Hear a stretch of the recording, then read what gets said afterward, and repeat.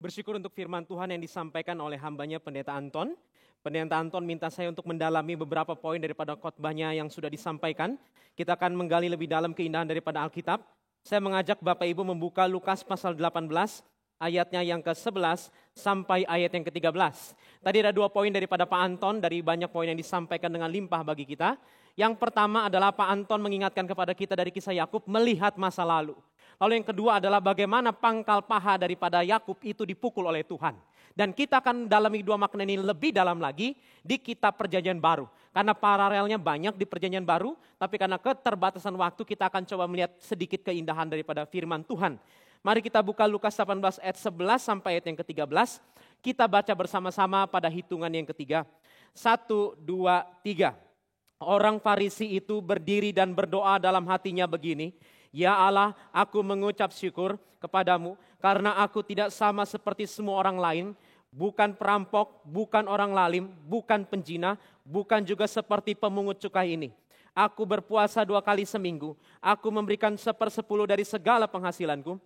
Tetapi pemungut cukai itu berdiri jauh-jauh. Bahkan ia tidak berani mengadakan ke langit. Melainkan ia memukul diri dan berkata, Ya Allah, kasihanilah aku, orang berdosa ini. Kita baca ayat 14, 1, 2, 3.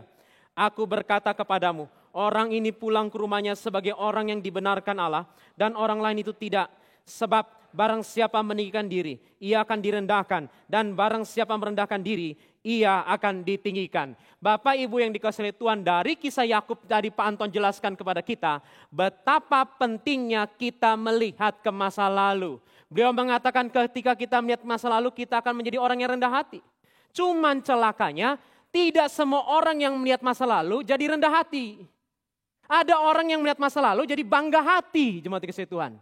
Contohnya siapa? Orang Farisi. Pas dia melihat masa lalunya, dia ingat apa? Dia ingat perpuluhannya, dia ingat jasanya, dia ingat persembahannya. Aku bukan perampok, aku bukan lalim, aku bukan penjina, aku berpuasa, aku memberikan 1/10. Enggak seperti jemaat yang duduk di samping saya. Jemaat yang dikasihi Tuhan, si orang Farisi ini ketika dia melihat masa lalu, bukan rendah hati, dia bangga hati. Aneh. Ada 3 orang di dalam kisah ini. Farisi, pemungut cukai, Yakub. Pemungut cukai sama Yakub ketika melihat masa lalu rendah hati. Orang Farisi ketika melihat masa lalu tinggi hati. Masalahnya di mana? Nah, ini yang kita dalami dari poin daripada Pak Anton. Pak Anton mengajak kita melihat masa lalu sebagai hal yang penting. Nah, kita akan dalami lagi apa yang lebih penting. Yang lebih penting daripada melihat masa lalu adalah apa yang kamu lihat di masa lalu. Apa yang kamu lihat pas kamu fokus melihat masa lalu. The main issue is not whether we look at the past, but what we see in the past. Apa yang Bapak Ibu fokus ketika melihat masa lalu? Ketika orang Farisi melihat masa lalu, dia melihat keberhasilannya. Ketika Yakub dan si pemungut cukai melihat masa lalu, dia melihat sumber keberhasilannya. Dia melihat sumber keberhasilannya. Siapa yang mengampuni dosa saya? Siapa yang bikin tongkat ini berubah menjadi 2 pasukan? Bapak Ibu dengarkan baik-baik. Ada orang yang melihat masa lalu, melihat keberhasilannya. Ada orang yang melihat ke masa lalu, melihat sumber keberhasilannya siapa. Bapak Ibu dengarkan kalimat di bawah ini baik-baik. Lebih sulit bagi manusia melihat sumber keberhasilan daripada mencapai keberhasilan. Sekali lagi dengarkan ini baik-baik. Lebih sulit bagi manusia melihat sumber keberhasilan daripada mencapai keberhasilan. Lebih susah melihat siapa yang bikin kita kaya daripada jadi orang kaya. Baik, perhatikan baik-baik. Dalam sepanjang sejarah Alkitab, banyak gereja dengan salah mengatakan seperti ini. Kunci Alkitab adalah kita jadi orang berhasil dan sukses. Bapak Ibu, di toko Alkitab banyak orang berhasil di mata dunia. Tapi kenapa mereka dianggap berhasil dan gagal? Karena mereka tidak melihat siapa yang bikin mereka berhasil. Coba kita lihat beberapa contohnya yang tadi Pak Anton sebut salah satunya. Bapak sekalian, salah satu yang Pak Anton sebut adalah Nebukadnezar. Nah, Daniel 4 ayat 30, tidak usah dibuka biar saya bacakan supaya kita tidak membuang waktu. Bukankah ini Babel yang besar itu? Yang dengan kekuatan kuasaku dan untuk kemuliaan kebesaranku telah kubangun menjadi kota kerajaan. Dia berhasil, tapi dia tidak melihat siapa yang bikin dia berhasil. Simpson. Tidak ada tokoh Alkitab yang seperti kisah dongeng seperti Simpson, betul tidak?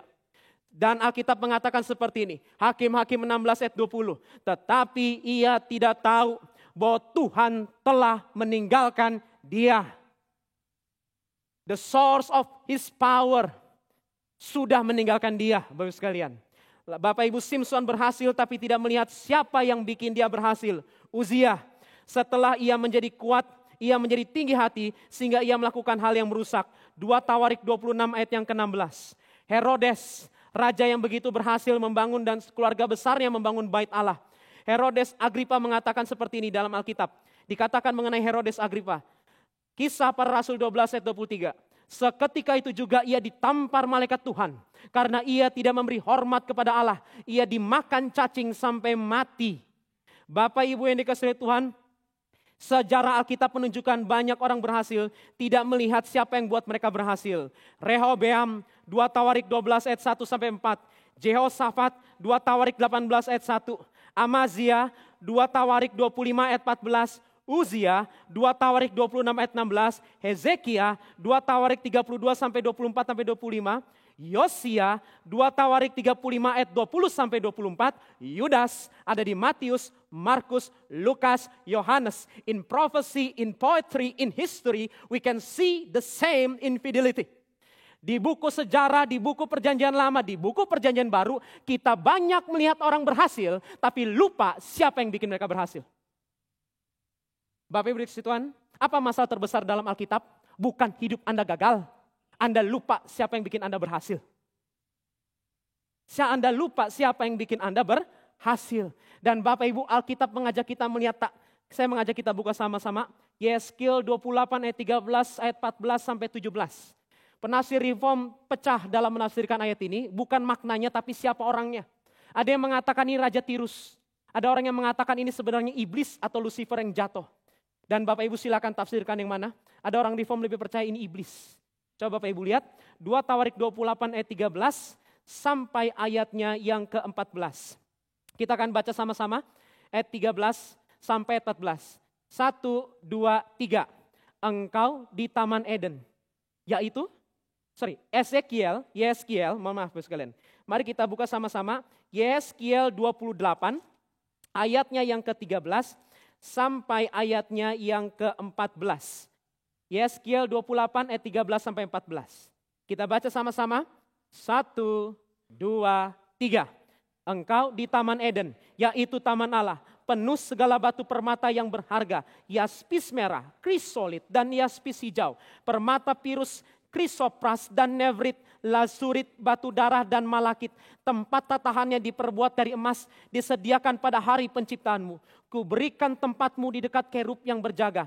Di gunung kudus Allah engkau berada dan berjalan di tengah-tengah batu yang bercahaya. Baik sekalian, ada orang mengatakan ini Tirus, pakaiannya udah pakai permata-permata asli. Dari warna biru sampai warna merah itu ada. Kalau kita permata palsu mungkin baik sekalian.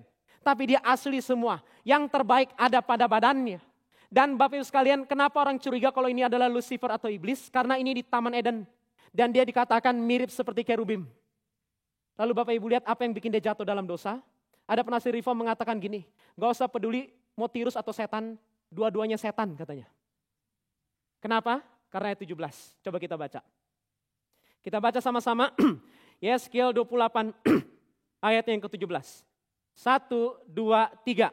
Engkau sombong karena kecantikanmu. Stop. Bapak Ibu perhatikan baik-baik. Kenapa dia jatuh dalam dosa? Karena dia sombong. Kenapa dia sombong? Karena hidupnya berhasil, hidupnya mewah, tetapi dia lupa siapa yang mendatangkan kemewahan dan keberhasilan. Siapa yang mendatangkan kemewahan dan keberhasilan, Bapak Ibu sekalian? Bapak Ibu sekalian, di Amerika Serikat pernah terjadi satu buah zaman yang namanya gold rush. Di mana orang-orang mencari emas di dalam gua dan di sungai. Celana jeans yang kita pakai itu diciptakan untuk tahan banting, untuk cari emas di sana. Kantongnya gede-gede kalau Bapak Ibu lihat celana jeans, betul nggak? Dan awet. Supaya taruh emas di kantong. Lalu Bapak Ibu sekalian ada 3 orang mencari emas di sungai di Amerika Serikat. Di Kalimantan juga dulu sungai seperti itu.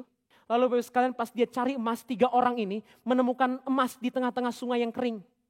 Lalu dia gali dan pas dapat dia senang. Gali terus taruh di kantong atas, kantong bawah dan segala macam. Temannya dari jauh melihat musuh terbesar sungai kosong apa? Banjir bandang. Ketika sungai bendungan di atas gunung penuh, airnya turun ke bawah karena hujan yang begitu deras di atas. Airnya turun dengan ngebut ke bawah. Lalu orang-orang temannya di pinggir sungai teriak pada ketiga temannya. Dia bilang apa? Dengar suara air. Air bandang datang, kabur. Kira-kira mereka dengar tidak? Tidak. Mereka budek karena emas. Lalu sekalian teman lagi teriak, lihat, jangan buta. Itu sungai mau terjun ke bawah dan kalian akan mampus. Segera lari. Kira-kira dia lari enggak? Enggak, dia sudah buta. Kenapa? Karena sudah melihat emas. Bapak Ibu dengarkan baik-baik, John Calvin mengatakan seperti ini. Dengarkan kalimat daripada John Calvin. Those who are miserable aren't the blind who cannot chase prosperity, but those who are blinded by prosperity. Bapak Ibu dengarkan baik-baik. We are not blinded by poverty. We are blinded by prosperity. Yang kasihan bukanlah mereka yang buta dan miskin. Yang kasihan adalah mereka yang dibutakan kekayaan. Karena mata mereka buta. They cannot see, they cannot taste that the Lord is good. Bapak sekalian, karena buta mereka tidak bisa lihat siapa yang kasih mereka makan. Siapa yang bikin perusahaan mereka di Menteng, di SCBD dan yang lain-lain. Siapa yang membangkitkan mereka dari kepurukan, Bapak sekalian. They cannot see. Makanya Abraham Lincoln sadar suatu hari Amerika Serikat akan jatuh dalam kesombongan. Ini adalah presiden terbaik dalam sepanjang sejarah Amerika. Dia mengatakan seperti ini. We have grown in numbers, wealth and power as other nation has ever grown. As no other nation has ever grown. But we have forgotten God. Bapak dengarkan kami itu baik-baik. Kami menjadi bangsa yang bertambah secara jumlah, harta dan kuasa. Tetapi kami melupakan Allah. You see USA today. They have forgotten God. Orang kaya tidak akan berdoa kepada Tuhan. Dia akan cari Bapak sekalian ke Penang lah, ke Malaysia lah, ke Jerman lah, dan ke tempat yang lain. Tapi berbahagialah mereka yang mungkin cuma naik beca. Tapi ketika mereka sakit, mereka berteriak di hadapan Tuhan. Mereka cari Tuhannya ada di mana, Bapak sekalian. Bapak Ibu yang dikasih oleh Tuhan. Disinilah kenapa kisah Yakub itu penting. Dia sadar siapa sumber keberhasilannya. Kalaupun dia berhasil, dia tidak layak. Bukan karena dia berhak. Bapak Ibu dengarkan baik-baik. Roti yang dimakan dengan hati yang tidak berhak itu lebih enak. Itu jauh lebih enak. Bapak Papa saya misionaris, kita gak banyak uang. Kami hidup susah. Waktu ketika saya lebih besar, saya pernah tinggal di kamar kosan yang sangat sederhana. Dengan segala kerendahan hati saya mau berkata, bukan saya bermaksud sombong, tidak. Tetapi kamar kosan saya jauh lebih jelek daripada WC Gary Kebun Jeruk, Bapak sekalian. Secara dimensi dan secara kualitas. Itu WC Kebun Jeruk bisa tidur lebih nyenyak daripada di kamar kos saya. Tapi Bapak Ibu tahu tidak, waktu hidup saya begitu susah. Nasi putih pun udah bau, lalu cuma makan tahu sama tempe. Saya ingat sekali pada malam itu saya angkat piring itu Bapak sekalian. Saya angkat ke atas dan saya berkata kepada Tuhan. Tuhan, kasih setiamu tidak pernah berubah sampai selama-lamanya. Hamba harusnya dibinasakan. Tapi hamba dikasih makan nasi putih dan tempe. Hari itu saya makan. Dan saya bersumpah di hadapan Bapak Ibu. Sampai hari ini. Itulah makanan terenak seumur hidup saya. Bukan stik wagyu yang jemaat ajak saya makan. Kenapa? Karena kita bukan makanan-makanan yang berbeda. Tapi kita makan dengan hati yang berbeda. We eat that with changed heart. Kita bukan hanya taste tempenya. Tapi we taste and see that the Lord is good. Kami bisa menikmati kebaikan Tuhan. Makanya jika Chesterton pernah mengatakan soal orang ateis begini. The worst moment for atheist is when he is really thankful and has no one to thank for. Yang paling kasihan dari orang ateis adalah pas mau mengucap syukur, dia gak tahu mau syukur sama siapa. Bapak sekalian tahu tidak, nasi putih bau pun jauh lebih enak kalau tangan Tuhan yang kasih. Daripada makan stik wagyu dengan hati yang sombong. Itulah Bapak sekalian kenapa Yakub berbahagia. Karena dia melihat bukan hanya makan, tapi dia bisa makan kebaikan Tuhan. Dan Bapak Ibu yang kedua yang kita mau dalami apa? Pemukulan pangkal paha, Bapak sekalian. Bapak sekalian banyak gereja mengatakan begini, kutukan adalah ketika pangkal paha kita patah, betul nggak sekalian ya? Banyak gereja kan ngomong kayak gitu ya. Berkat Tuhan apa? Pas pangkal paha disambung, pas pangkal paha dipulihkan, pas pangkal paha dipasang kembali. Bapak Ibu dengarkan baik-baik, kita akan dalami yang tadi Pak Anton ucapkan kepada kita. Bapak Ibu dikasih Tuhan, banyak gereja mengatakan berkat adalah ketika pangkal paha dipulihkan. Tetapi kisah Yakub justru mengajarkan kepada kita, berkat adalah ketika pangkal paha dipatahkan. Aneh loh ini. Kenapa pas pangkal paha plecok, pas pangkal paha patah itu malah berkat?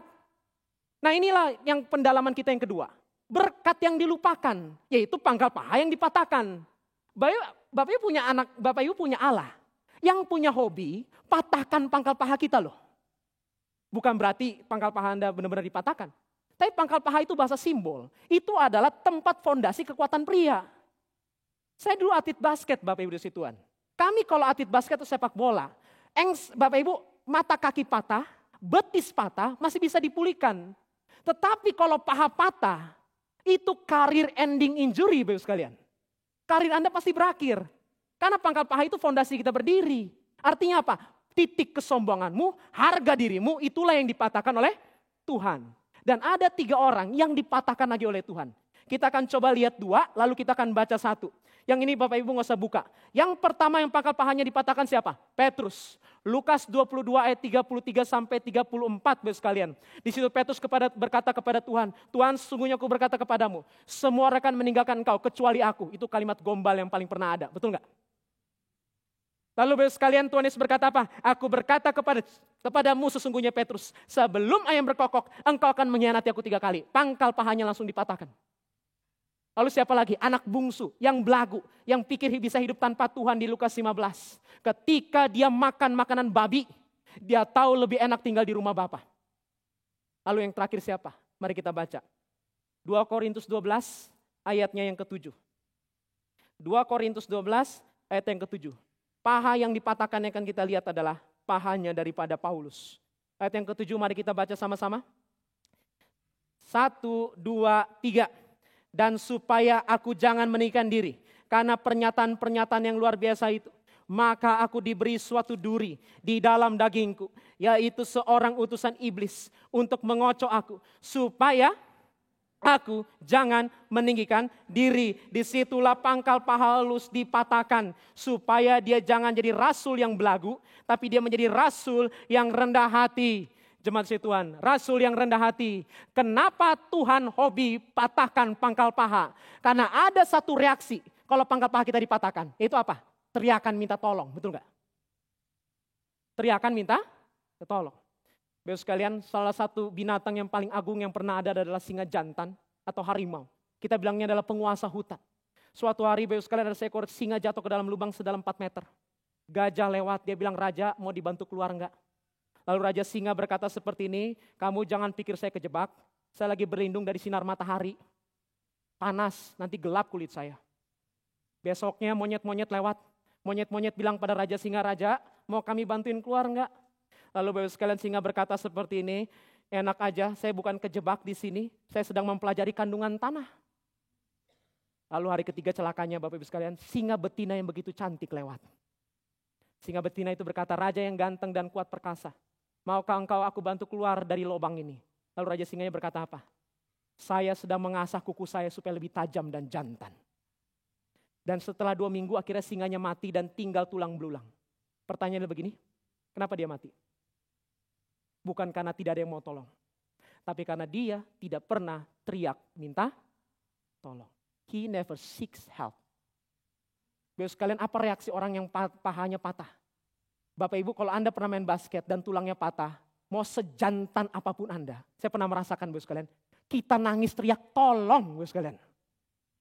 Tolong, betul enggak? Tetapi inilah yang Tuhan inginkan bagi kita semua Bapak sekalian, teriakan minta tolong. Saking kita ke gereja pakai Lexus sama BMW, we never seek help from God. Jujur aja, orang yang naik beca itu lebih gampang minta tolong sama Tuhan, Bapak sekalian. Makanya kita pernah berkata lebih susah orang kaya masuk dalam kerajaan surga daripada orang miskin. Bukan berarti kita nggak boleh kaya, tetapi hati-hatilah jika hidupmu sudah berhasil. Do you still seek help from God? Lalu Bapak sekalian, perhatikan kalimat ini baik-baik. Blaise Pascal, seorang filsuf Kristen yang sangat terkenal, pernah mengatakan seperti ini. God has given us the means to find Him, but we often refuse to look. It is not the light that is absent, but our eyes are closed. Tuhan sudah memberikan jalan keluar, tetapi kita menolaknya. Jonathan Edwards mengatakan seperti ini. The problem is not that God is unwilling to save, but that man is unwilling to be saved. Baik, dengarkan kami baik-baik. Masalah terbesar hidup kita bukanlah manusia tidak diselamatkan oleh Tuhan, tetapi kita tidak mau diselamatkan oleh Tuhan. Makanya perhatikan lirik tadi judul lagu yang ketiga. Yang mau dibimbing oleh Tuhan. Tuhan mau tolong kita. Kitanya yang tidak mau tolong sama Tuhan. Bapak Ibu dikasih Tuhan, dengarkan baik-baik. Ketika seorang pangkal pahanya dipatahkan, he will scream, Father help me, betul nggak? Baik sekalian, kalau Anda anak bocah cilik dan kaki Anda patah, will you scream? Pasti teriakan. Apa teriakan kita? Kita akan bikin guttural scream. Teriakan dari lambung kita yang paling dalam. Kita akan bilang apa? Father help. Papa tolong, betul nggak? Yesus tolong. Bapak Ibu dengarkan baik-baik. Inilah persembahan terbaik yang pernah bisa kita berikan kepada Tuhan. Tuhan tidak minta Lexusmu. Tuhan tidak minta 500 miliarmu di ATM. Tuhan tidak minta keberhasilanmu. Tetapi Mazmur 51 ayat 17 berkata seperti ini. Korban 9 kepada Allah ialah jiwa yang hancur, hati yang patah dan remuk. Those who are scream for the Lord. Yang berkata, Tuhan ini aku penjina, aku pelacur, aku penipu, aku pecinta uang, aku memakai hidup bagi kekayaan. But this is me, Lord. Itu kayak doa dari Lukas 18 ayat 13, Bapak sekalian. Di mana pemungut cukai itu berada, itu koruptor loh. Dia berdiri di pojokan, dia pukul dadanya, dalam bahasa Latin, Kyrie eleison. Yang artinya apa? God have mercy on me. Tuhan ampunilah dosa-dosaku. Jemaat yang kasih Tuhan, kalau Anda mau kasih persembahan bagi Tuhan, bukan perpuluhan. Teriakan minta tolong. Seorang ayah paling senang kalau melihat anaknya minta tolong kepada dirinya. Seek help from God, Bapak sekalian. Seek help from God. Makanya kalau Bapak perhatikan tadi Jonathan Edwards bagus sekali. The problem is not God is unwilling to save, but that man is unwilling to be saved. Bapak sekalian, bukan doa-doa yang besar dan hebat. Tapi Tuhan, ini aku. Tolong saya Tuhan. Tapi Tuhan bakal tampar saya enggak Pak Joshua? Enggak. Makanya Matius 5, Bapak sekalian, kalau Bapak Ibu ingat. Di Beatitude dia mengatakan apa? Berbahagialah engkau yang miskin rohanya. Karena engkaulah empunya kerajaan Allah. Blessed are those who are poor in spirit, for theirs are the kingdom of heaven. Pulanglah ke rumah Anda masing-masing. Akuilah dosamu di hadapan Tuhan. Seek help from Him. Itulah yang bikin kita rendah hati. Yang teriak minta tolong. Mari kita berdoa.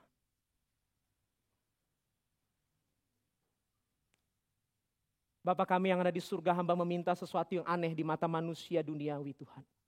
Tapi inilah berkat terbaik yang bisa Engkau berikan salah satunya. Tuhan, patahkanlah paha kesombongan kami ya Bapa. Hamba-Mu terlalu sombong dan kami semua juga terlalu sombong. Ada banyak hal yang kami jadikan tulang paha kami.